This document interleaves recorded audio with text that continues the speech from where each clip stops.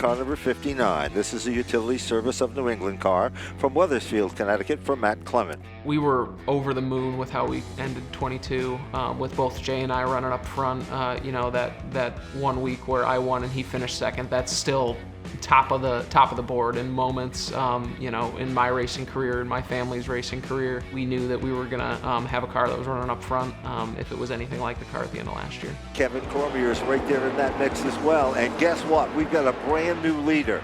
Double checkers in the air. Matt Clement is our winner for the limited late model.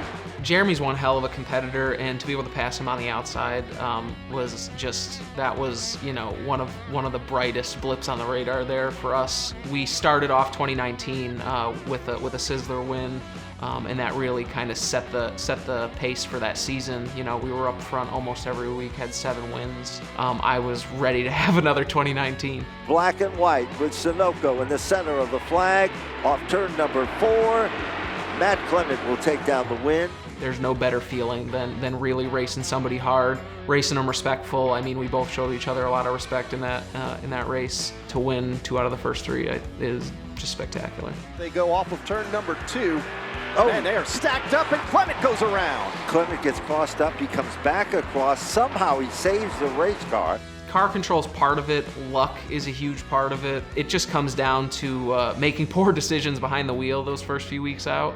I took that to heart, learned from it, and tried not to make those mistakes later in the year. We have a great car in traffic, but I really don't feel like we have that single car speed.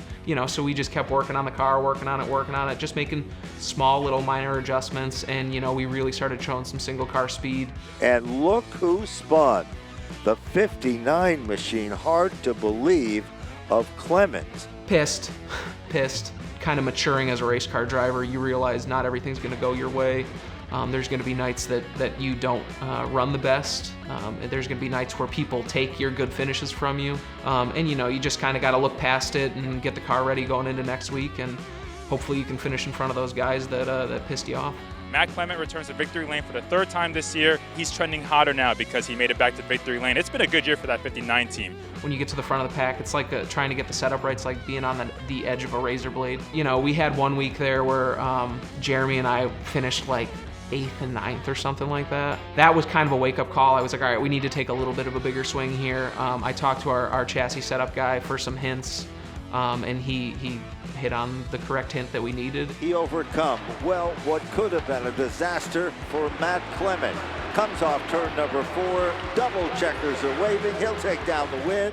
There's nothing better than being in a fast race car and passing fast cars. Like I keep saying, I made a mistake there, got into Gary, and then got ran over, started from the tail end of the field.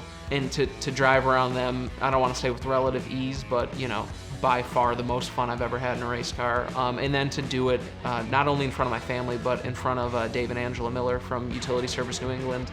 There are 2 drivers vying for top honors in the limited late models. Jeremy Lavoie has a 16-point lead over Matt Clement. I told him before the start of the race, I said, Jeremy, I'm going to the front. I'm getting by you no matter what to get there. If I can't win the championship, I'm gonna be up there battling for the win. And I don't know if he took that to heart, but he proved a point, and he drove through the field right on my front bumper there and took the win. I know we're capable of winning a championship. I know we're capable of winning races. I felt like we put ourselves in a good spot to win it.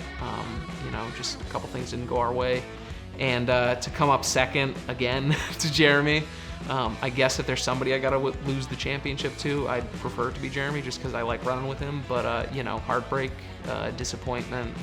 First and foremost, I really have to thank my mom and dad. Like I said, without them, I wouldn't be where I am today as a race car driver, as a human being. Next, I'd probably have to thank my brothers, Jay, Scott, my girlfriend, Cassie, sister-in-law, Brittany, my sister, her husband, and then a huge shout out to Dave and Angela Miller from Utility Service New England. Again, we would not be racing for wins without their support. Elmo's Dockside, Wayne's Auto Body, Aquatic Wildlife, Ron's Automotive, Stoney the Short Track Baker for the delicious carrot cake cupcakes, always fueling me to victory. Frank Latois for not only originally building this car, but the awesome fab work. Jay Stewart for the awesome setup. Donnie from Rad Automotive for the awesome power under the hood. All the contingency sponsors, Sunoco Race Fuel, Riley Electric, Riley Generators, Cass Custom Interiors, GRE6, and a huge thank you to the Aruths too. I mean, Stafford's a world-class facility. I probably sound like a brown noser, but after running at some other facilities and going other places, Stafford really is the cream of the crop. Win. We're gonna go out there, we're gonna battle for wins, we're gonna have fun. This is, at the end of the day, this is supposed to be fun. Winning is fun, racing up front is fun.